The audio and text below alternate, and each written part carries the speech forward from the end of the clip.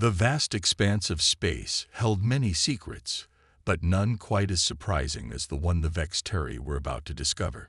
Grand Observer Zilara stood aboard the Celestial Wisdom, her crystalline form refracting the soft light of distant stars. For 10,000 years, her species had guided younger civilizations through their first steps into space. Today was supposed to be no different. Anomalous readings from Sector 847 announced first scanner kicks, his crystalline appendages shifting through holographic displays. Energy signatures unlike anything in our database. Zilara moved with practiced grace to the observation deck. The Celestial Wisdom, like all Vexteri vessels, was a marvel of organic crystalline engineering, grown rather than built. Its transparent hulls allowed for unobstructed views of space in all directions. "Show me," she commanded. The holographic display materialized, showing what appeared to be crude metallic constructs. 5 vessels, each nearly 2 kilometers in length, moved through space with surprising coordination. Their hulls were dark and angular, a stark contrast to the elegant crystalline ships of the Vexteri. "Fascinating," Zilara mused. "Another young species taking their first steps into the void. Prepare the first contact protocols." Grand Observer, Kex's voice carried an unusual note of concern. "These vessels, their energy output is..." Before he could finish, the ships suddenly shifted formation with military precision. Their movement patterns spoke of centuries of space warfare experience, something that should have been impossible for a species making first contact. "This is Admiral Helena Chen of the Earth Defense Force." A transmission cut through their communications. The universal translator worked instantly, converting the alien language. "You've entered restricted space. State your intentions." Zilara blinked her faceted eyes in surprise. The voice carried authority, not the usual awe or uncertainty she was accustomed to from emerging species. "I am Grand Observer Zilara of the Vexteri Guidance Fellowship. We come to offer wisdom to your developing civilization." The silence that followed was telling. When Admiral Chen responded, there was an edge of amusement in her voice. "With all due respect, Grand Observer, Earth has been a spacefaring civilization for over 3 centuries. We're not in need of guidance." "Impossible," First Scanner Kicks interjected. "Our scans indicate your vessels are primarily metallic. No species advances to deep space using metal ships without guidance. The crystal organic technology path is the only viable." "Your scans," Chen interrupted, "are about to get a lot more interesting." As if on cue, the human vessel's outer hulls began to shift. What the Vexteri had dismissed as primitive metal plating revealed itself to be layers of adaptive metamaterial. The ship's surfaces rippled like liquid mercury, transforming their radar and energy signatures completely. By the first light, Kix whispered, his crystalline form vibrating with shock. "They're ships. They're not primitive at all. They're advanced beyond your current understanding," Chen finished. "Our metallurgy and engineering may look different from your crystal ships, Grand Observer, but I assure you, they're equally sophisticated. Perhaps we could arrange a mutual exchange of knowledge, rather than a one-sided guidance session." Zilara felt her worldview shifting.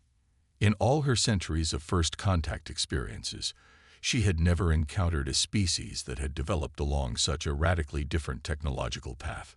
The humans hadn't just survived without Vexteri guidance. They had thrived, creating technologies that challenged everything her people thought they knew about scientific progress. "Admiral Chen." Zilara spoke carefully. "I believe I owe you an apology. We made assumptions based on our own experience that clearly don't apply to humanity. Would you be willing to tell us how your species achieved such advances independently?" Chen's response was diplomatic but carried a hint of pride. "We'd be happy to share our history, Grand Observer. Though I should warn you, it's not the peaceful ascension story you might be hoping for. Humanity's path to the stars was paved with necessity, innovation, and yes, conflict. As the Celestial Wisdom moved into formation alongside the Earth vessels for proper diplomatic discussions, Zalara couldn't help but feel that the galaxy had just become a much more interesting place. The teachers had become students, and the first lesson was clear. Never judge a civilization by the materials they chose to build with. The Celestial Wisdom's observation deck had been transformed into an impromptu conference room, where Grand Observer Zalara found herself increasingly fascinated by Admiral Chen's tactical briefing. The holographic display between them showed centuries of human military evolution, each innovation more surprising than the last. "You intentionally developed multiple competing weapon systems?" Zalara asked, her crystalline form shifting colors in confusion. "But redundancy is inefficient."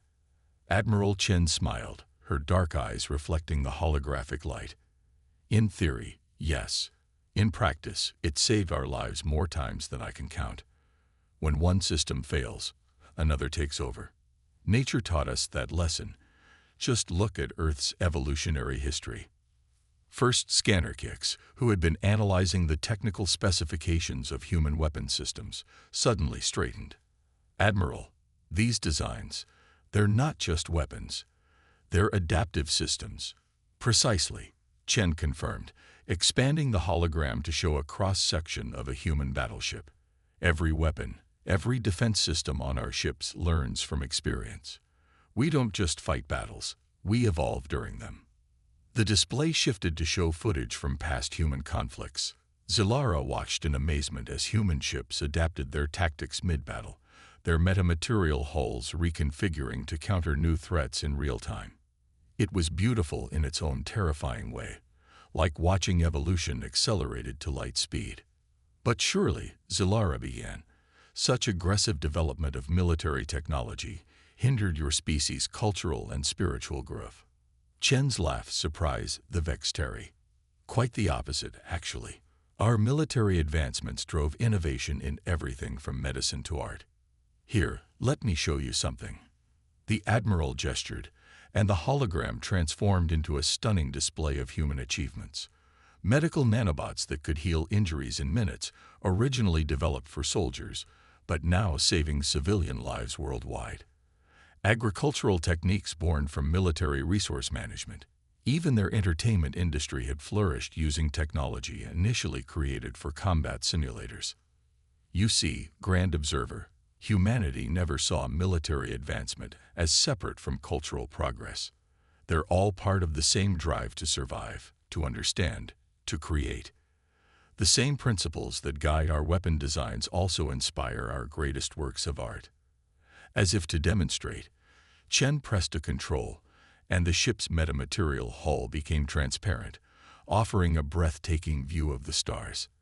The metal had transformed into something as clear as the Vexteri's crystal, but with properties that Zalara's people had never achieved.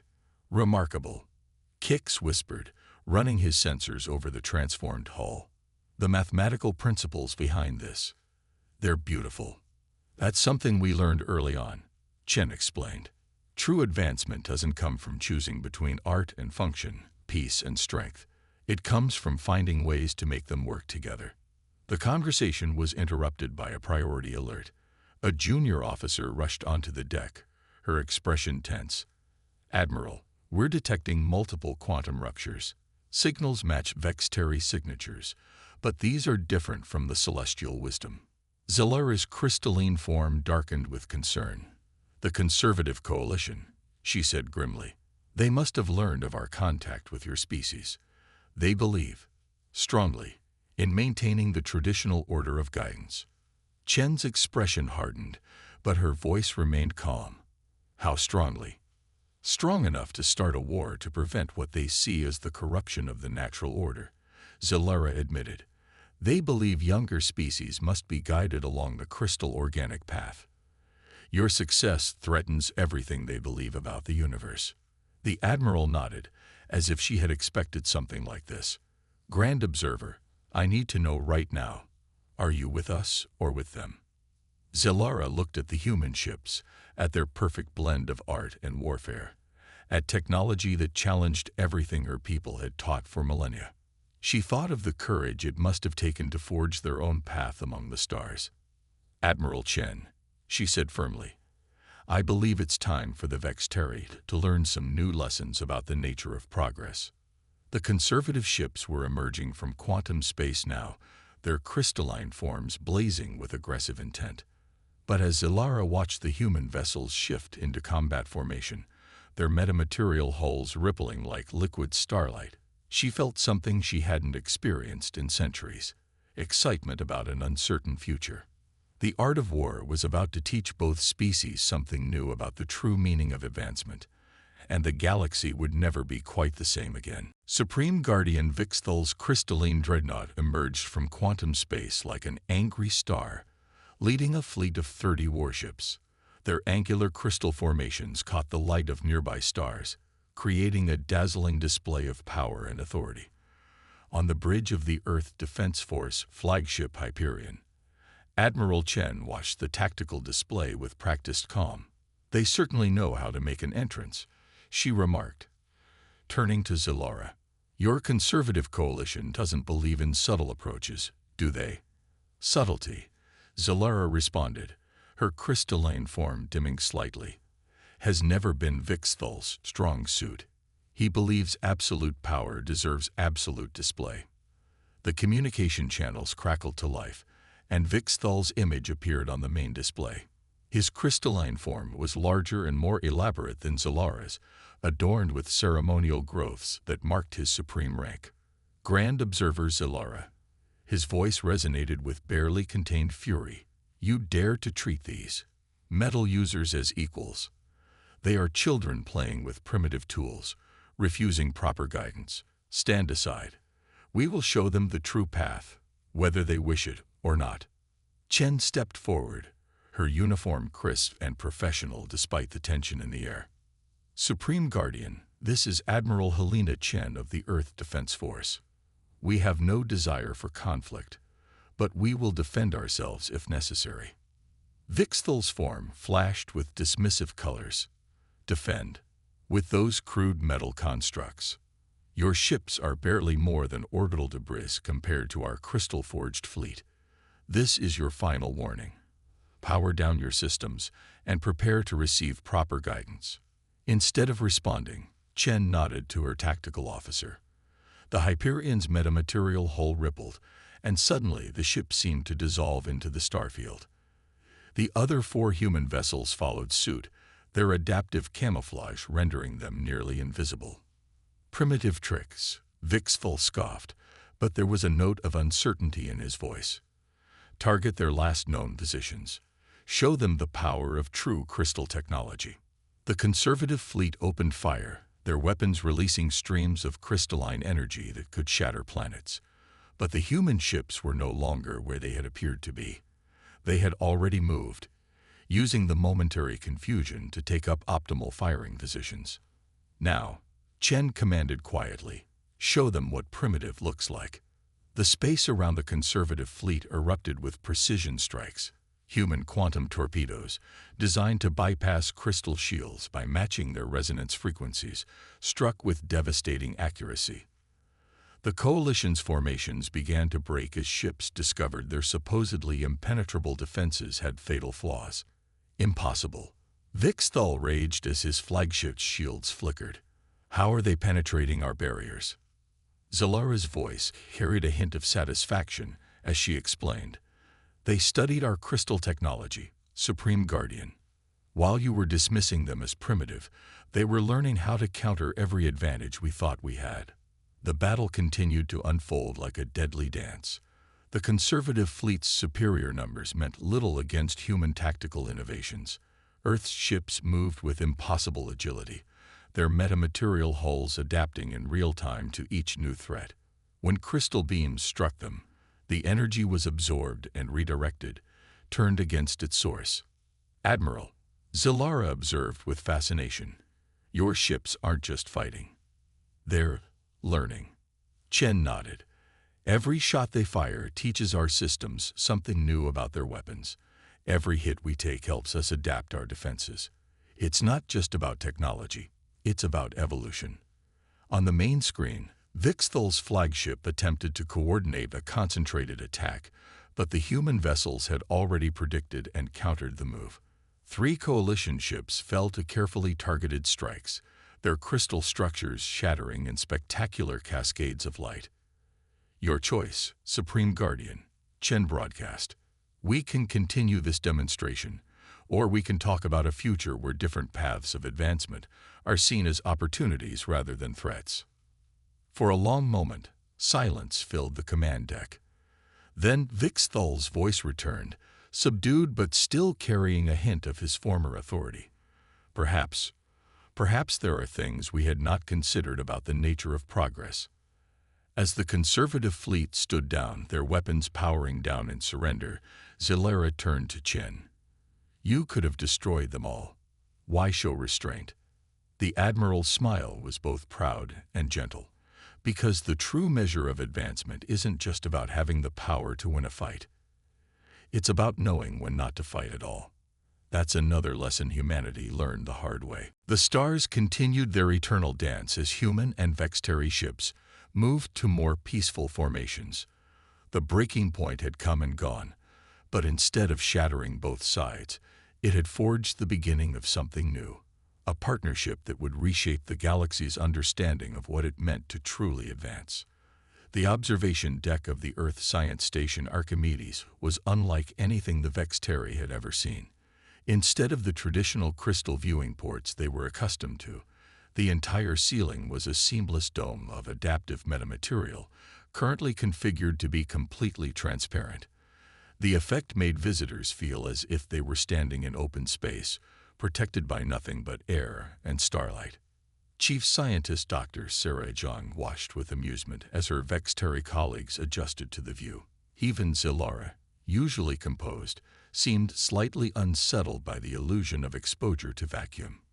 Your species has a fascinating relationship with risk, Zillara observed, her crystalline form shifting through patterns of curiosity. You could have made this observation deck traditionally secure, yet you chose to push the boundaries of material science instead. Pushing boundaries is what we do best, Sarah replied, activating a holographic display in the center of the room. Which is why I think you'll be particularly interested in our latest project. The display showed a complex molecular structure, a hybrid of human metamaterials and Vextari crystal technology. It rotated slowly, its potential applications playing out in simulated scenarios around it. Impossible. First Scanner Kicks whispered, his sensory appendages extending to analyze the data more closely. You found a way to merge our crystal organic matrices with your adaptive metals. Sarah nodded, her eyes bright with excitement. The breakthrough came when we stopped trying to force one technology to conform to the other. Instead, we let them interact naturally, the way different species might evolve together in a shared environment. The implications were staggering. The new hybrid material possessed both the self-healing properties of Vextari crystals and the adaptive capabilities of human metamaterials. It could shift its structure at will while maintaining the perfect atomic alignment that made crystal technology so powerful. But this goes against everything we thought we knew about technological progress. Another Vextari scientist protested. The crystal path was supposed to be the only way. That's exactly the kind of thinking we need to move past. A new voice interrupted. Admiral Chen strode onto the observation deck, accompanied by several members of the former conservative coalition. Our greatest weakness was believing there was only one path forward. Supreme Guardian Vixthal, now serving as a technological liaison rather than a military commander, moved forward to study the hybrid material display. His crystalline form had been modified since the battle, incorporating some human-inspired designs that had scandalized traditional Vextari society. We were so convinced of our superiority, he admitted, that we nearly missed the opportunity of a millennium. Look at what we've achieved in just 3 months of genuine cooperation. The holographic display shifted to show other joint projects. Hospitals where human neural interfaces worked in harmony with Vextari healing crystals. Ships that combined the best aspects of both species' technology. Even art installations where crystal formations and metamaterials dance together in impossible patterns. But it's not just about technology, Sarah continued, gesturing to a new set of data streams. Our different approaches to problem solving have opened up entirely new fields of study. The way your species thinks in crystal matrices helped us revolutionize our quantum computing. Meanwhile, our adaptive algorithms have shown you new ways to grow your crystal structures. Solara moved to the edge of the observation deck, watching as a human ship and a Vexteri vessel conducted joint maneuvers outside. The two vessels, so different in design philosophy, performed a perfectly synchronized dance against the backdrop of stars. "We thought we were coming to guide a young species," she reflected. "Instead, we found partners who could teach us as much as we could teach them. The universe has a sense of humor, it seems." Or perhaps, Admiral Chen suggested, joining her at the viewport, "it has a way of bringing together those who need to learn from each other. Your crystal technology showed us new possibilities we never imagined, while our adaptive systems helped you break free from stagnant traditions." The hybrid material display shifted again, showing its potential applications across dozens of fields. Each projection represented a future where both species grew stronger together, their combined knowledge creating possibilities neither could have achieved alone. The real paradigm shift, Dr. Zhang concluded, wasn't in our technology. It was in our understanding that true advancement comes from embracing diversity. In thought, in approach, and in evolution itself. As if to emphasize her point, the observation deck's metamaterial dome began to crystallize in patterns that matched Vexteri aesthetic principles while maintaining its adaptive properties. The effect created a view of space that was somehow more beautiful than either species could have designed alone. The galaxy was changing, and for once, both humans and Vexteri were eager to discover where that change might lead them. 1 year after the historic confrontation that changed two civilizations forever, the Ganymede Cooperative Research Station hung in Jupiter's orbit like a testament to possibility. Its hybrid crystal metal structure caught the gas giant's light in ways that made it appear both organic and mechanical, a perfect symbol of what humans and Vexteri could achieve together. Admiral Helena Chen stood in the central atrium alongside Grand Observer Zilara, both watching as teams of human and Vexteri scientists worked seamlessly together on projects that would have seemed impossible just a year ago. The atrium's walls shifted between crystal clarity and adaptive opacity, responding to both spoken commands and crystalline resonance. "Did you ever imagine we'd end up here?" Chen asked, gesturing to a group of young human engineers learning crystal growing techniques from a Vexteri master craftsman. "When you first found our primitive ships." Zilara's crystalline form shimmered with what Chen had learned to recognize as amusement. "I imagined many scenarios, Admiral, but none quite like this. Your species continues to surprise us." A holographic alert materialized between them, showing a live feed from the edge of the solar system. A new vessel was emerging from the shipyards there, the first of its kind. The RSS Convergence, a joint human Vexteri deep exploration vessel, represented everything both species had learned from each other. Its hull was a seamless blend of crystal matrices and metamaterials, capable of both organic growth and mechanical adaptation. The ship could heal damage like a living thing while reconfiguring itself for any challenge it might face. But more impressive than its technology was its crew. Humans and Vexteri working together as if they'd been doing it for centuries. "The Conservative Coalition representatives are arriving for the launch ceremony," announced Dr. Zhang, approaching with a tablet displaying various readouts, including some who were less than friendly a year ago. "Progress comes in many forms," Zilara observed, "some through technology, some through understanding." The station's quantum communications array activated, projecting a massive display across the atrium's ceiling. It showed feeds from across human and Vexteri space, crowds gathering to watch the Convergence's maiden voyage. Former enemies stood side by side, their differences forgotten in the excitement of what they could achieve together. Supreme Guardian Vixthal, who had become one of the strongest advocates for cooperation between the species, materialized via quantum projection. His crystalline form now incorporated several human design elements, a physical representation of how far things had come. "The launch preparations are complete," he announced. "Though I must admit, I'm still adjusting to how humans insist on marking such occasions." Chen smiled.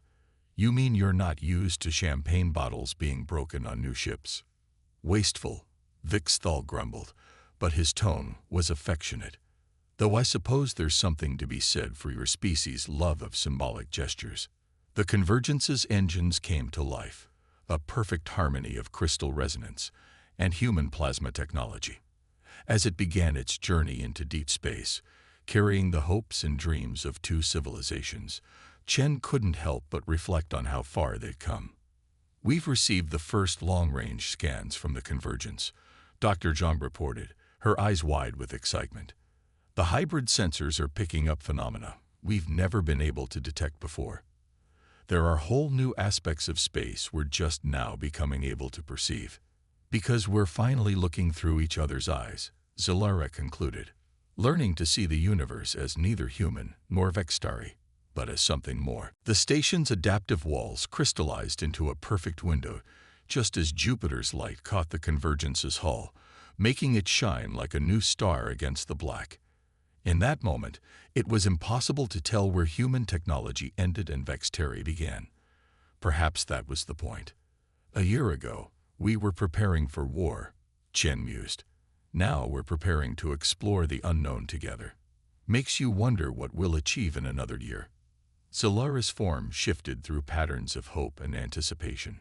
"Perhaps that's the greatest lesson we've learned, Admiral. The future belongs not to those who cling to one path, but to those brave enough to forge new ones together." As the Convergence disappeared into the depths of space, carrying the first of many joint crews to explore the unknown, both humans and Vextari knew that this was more than just a new dawn for their species. It was a new dawn for the galaxy itself, proof that different paths could lead to the same destination, and that the strongest advances come not from guidance, but from cooperation. The stars seemed brighter somehow, as if they too were eager to see what this unprecedented partnership would discover among them. The age of singular advancement was over. The age of convergence had begun.